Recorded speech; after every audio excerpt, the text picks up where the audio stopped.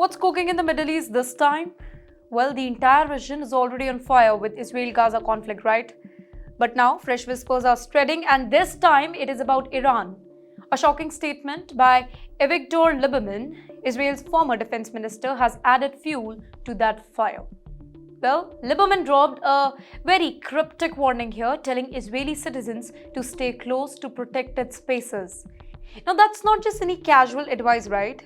It's the kind of alert that usually comes before a major security scare. So, what does this mean? Now, many are now speculating that Israel could be preparing for yet another surprise attack on Iran.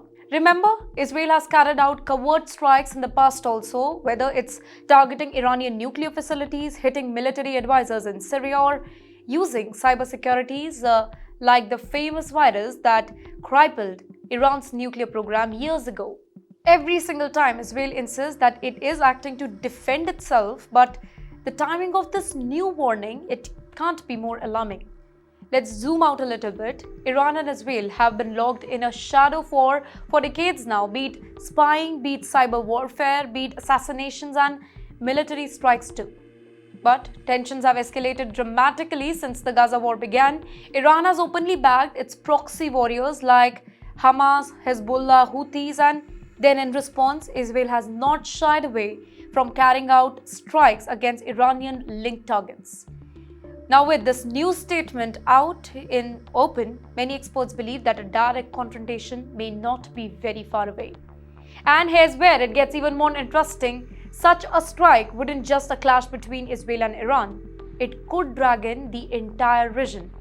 Here we are talking about the Gulf countries. They are very nervous. The US is watching closely, and the global oil market, well, it can't feel more heat right now.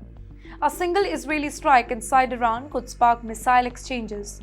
Hezbollah could launch rockets from Lebanon, and, of course, the US, their forces that are stationed in the Middle East, could also get pulled into this fight.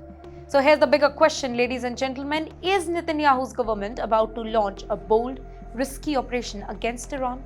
Or this is just a pressure tactic that is meant to scare Tehran while sending a signal to the rest of the world that Israel won't hesitate to act?